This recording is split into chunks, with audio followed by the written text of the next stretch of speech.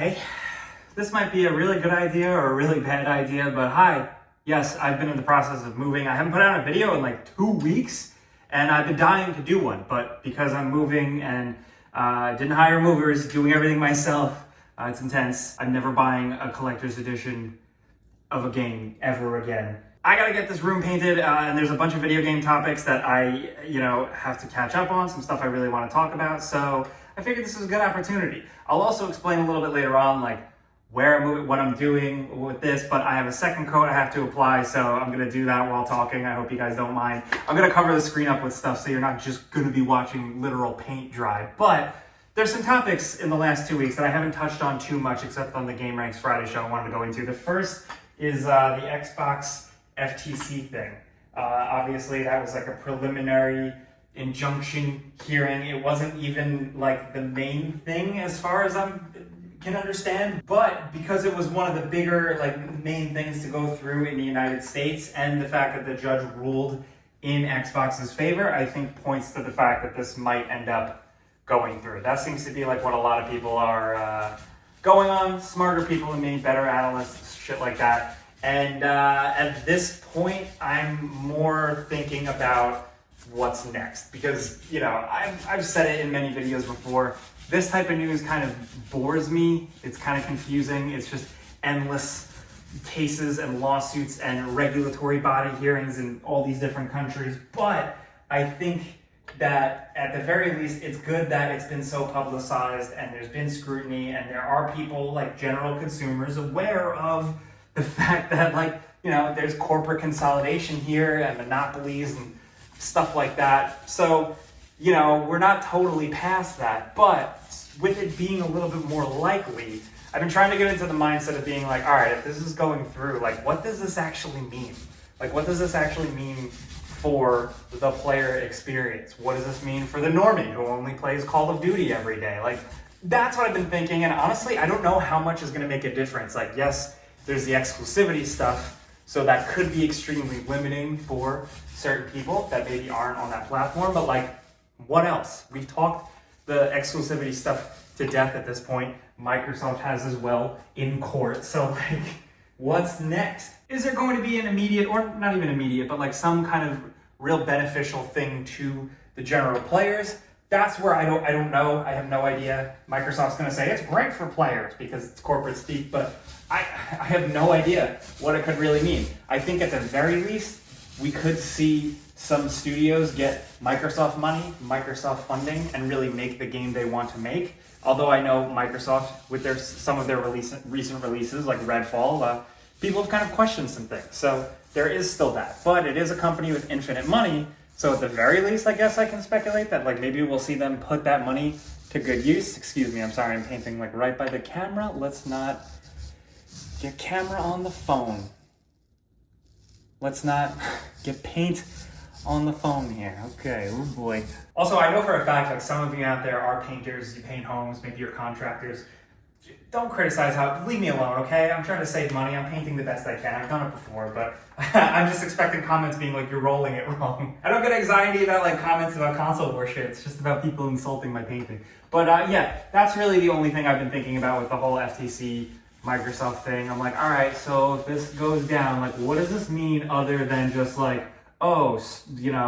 Overwatch is going to be an X, and I think the reality is just not as exciting as the headlines and everything has been for gaming news junkies like us. So I just wanted to kind of pass that to you guys. What are you thinking? Are you thinking like me? Okay, now that this is happening, or maybe it's happening, what does this actually mean? Whoop-de-doo, what does it all mean? Ooh, Austin Powers reference, hello. But with that out of the way, let's talk about some actual goddamn video games, right? So once I started moving, the last game I had left off on was Final Fantasy XVI. And now I really, really, really liked it. But I also had some pretty big criticisms of it. But now, stepping away from it for a week or so, I definitely, it's nice to it's nice to be right, because I have very short-term memory, but at the very least, what I said, and I think the Game Ranks Before You Buy was oh man, there's some moments in this game, the highs are so high, I'm gonna remember them for a long time. And 2 weeks later or so, and after moving, and carrying 1,000,000 boxes and falling off of a ladder like 3 times and like doing all this shit, I still keep thinking about some of the big moments from that game. And I think that's awesome. That's a testament to that game. I mean, really, it's just like the summons, or in this game where they're called icons, right?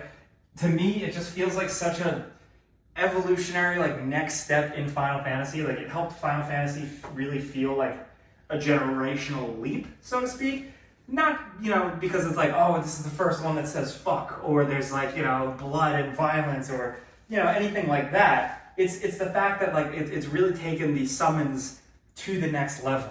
Just like how, Final Fantasy VII kind of did it, Final Fantasy VIII kind of did it, where, you call a summon or a whatever, they're called different things in different Final Fantasy games, but when they come down, it's always this spectacle, this screen-filling spectacle. And with 10, I remember in particular, seeing it kind of step up to the next level from 8, where 8s were incredible, but with 10, it was like, you'd summon an Aeon and it would fly down in the middle of a battle, and in real time, you'd see Yuna run over and like pet it, and it nuzzles against her, and you're like, oh my god, what the fuck, this is crazy. Like, I got that feeling again every time there was just crazy over-the-top icon battles going on in 16. And I think that even if a couple of them just kind of turn into like glorified punching, like fighting game type things, and yes, like it's all quick time events and you can, I like that sometimes, and I just really liked every single one. And yes, it reminds me of Asura's Wrath, and I think it's really cool that we're finally talking about that game again. But yeah, again, that's like my biggest takeaway from 16. Like the story, well, some of it is really good. I also just really like the character stuff, like Clive, played by Ben Starr. He was on the Friends Per Second podcast. Like, I'm glad that he actually does a good job. Like, it's cool. Also, like, and I was saying that I was bummed with some of the earlier game side quests and like just some of the lifelessness of the NPCs in the towns and stuff. Like, regardless, the towns, the areas that they built, like, goddamn, like some of them are just absolutely stunning and just such well-realized Final Fantasy-ass things. And by Final Fantasy, I don't know what I even mean by that at this point. It's just kind of like you go by feel, and I love them for that. But again, like being away from the game for a while now, that's been some of the stuff that's really been coming to mind. And I'm moving on to now. So for game ranks, I'm not handling Exoprimal, but I am going to be doing Remnant 2, which I'm very excited to jump into. But yeah, in terms of games, I haven't been able to play it, and it sucks. I'm watching everybody else have a ton of fun with Dave the Diver, and that was on my radar early, and now it's popping off. So it's nice to see that I was right, but I haven't actually gotten to play it yet. I downloaded it on my Steam Deck, but I haven't really checked out too much of it. So yeah, I guess let me know what you've been up to, what you've been playing. I need more things on my radar because I've been out of the loop, literally. Other than that though, I kind of want to shift gears. I do want to talk about, because I kind of think I would have made a video about this on my channel, the Wolverine thing, the set photos for Deadpool 3. Yeah, where do we even start? First of all, it's very cool. As a Wolverine, as a longtime X-Men fan, like one of my first exposures to comic books and superheroes, it is great to see Logan, Wolverine, Hugh Jackman in yellow, finally. Yellow well, not really technically spandex, but, I'll take it. But it's like, it almost feels like just look, and I might be nitpicking, but looking at that costume, it almost feels like they were like they were this close, like you're right there. It's like, where are his arms? Like where I always find myself asking that about Hugh Jackman. Where are his arms? No, but in all seriousness, like the blue boots, the arms exposed, the mask, like they're like right there. So maybe they're gonna CGI it on him and it's gonna look like shit, because I wouldn't put that past them for superhero movies these days, but it is very interesting to see it. The thing is though, is that like, it's another thing where maybe it is fatigue setting in, but it's also specifically with something like Hugh Jackman's Wolverine, which it has been put to bed, has a bell over it, it's wrapped up. Logan was kind of the send-off. I'm not even the biggest fan of Logan, which I know is blasphemy. Maybe I'll talk about that one day. Logan's fine, Logan's good, but regardless of how I feel of it, like that was like the end, kind of. So it's like I worry, like, is it just going to be a bit? Is this just going to be like an extended bit? It probably is. It's Deadpool, Ryan Reynolds, whatever. But I almost feel like yes, they have love for the characters, but also like it almost just feels like it's like leave no. I use this phrase a lot in my personal life. You can apply it to anything. You can have this. Leave no stone unfucked, and that's what it feels like for like nostalgia, for bringing things back. It's just like you get everything. Remember that old show? We're making it again. Remember that old game? We're making it again. And I perpetuate this because I do get excited for some of this stuff, but more and more certain things do make me pause for a second and go, wait a minute. And the Wolverine thing has gotten me thinking about that. Am I going to go see it day one? Yeah, probably. Is Hugh Jackman going to be probably great? Yes. I am a Hugh Jackman fanboy, so there's that. Greatest Showman, just one of the greatest things ever. At the very least, like you can't help but get excited, like just to see like him take a couple of gunshots in that yellow suit, or like like get a samurai sword to the chest with Deadpool, like that could be pretty cool. That appeals to a certain part of my brain, you know? So that's about where I'm at currently in terms of like catching up on things. This looks like blue. This was supposed to be like dark green. But yeah, I mean, I guess I might as well explain. So this is like going to be like a gamer room, like an office room. I've never had one of those, so I'm really excited. I don't know what to do. So I immediately painted the walls a dark, weird color. I'm actually going for kind of like a moody Bruce Wayne office type of thing. Am I gonna nail that? Probably not. I don't know. Think like Bruce Wayne office, but also like what if Bruce Wayne was a gamer and there were skateboards on the wall? I'm trying to figure this out. I'm working through it. Okay, so eventually this room will be the background of some of my videos. Like the background I think is actually gonna be right over there. So that's pretty cool. For the time being, Game Rant's videos are still gonna look the same, and then my videos are gonna slowly look like this, podcast videos, and then eventually this is gonna be my room for everything, which I'm pretty excited about. Just a lot of pressure to like make it exactly like how I want, especially with this weird color that I'm actively regretting the more and more I put on the wall. But hey, I don't really get personal. Like I don't talk about like my personal life if it's not relevant to like my subject matter I talk about. So this is probably the closest I've ever gotten. So it's weird, but thank you, just because I felt like I really wanted to make a video.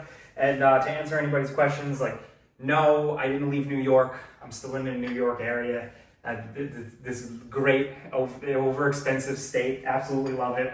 But I'm excited to be in a place like I technically I'm gonna have faster internet. I finally have like gig speeds, which is pretty cool. I've always wanted that. I've always had shitty internet, so like maybe now I can stream sometimes. Will I? I'll probably be bad at streaming, but you know, a lot of opportunities. That's where I'm at though. I'm gonna finish painting because I just realized I missed a ton of spots because painting while talking is really hard. So yeah, let me know what you guys think about everything in the comments. If you're still playing through Final Fantasy XVI, would love to hear from you about that. Also, of course, the Xbox thing. What are you thinking? Again, like I said, put yourself in the mindset of like, if it's going forward, what does this generally mean if you're a consumer? If your shit is monopolized and already consolidated, what happens now at the store when you're spending money on a game? Will Microsoft fix Overwatch? I don't know. But yeah, let me know what you think about that stuff. Let me know what you think of this paint color, this questionable paint color,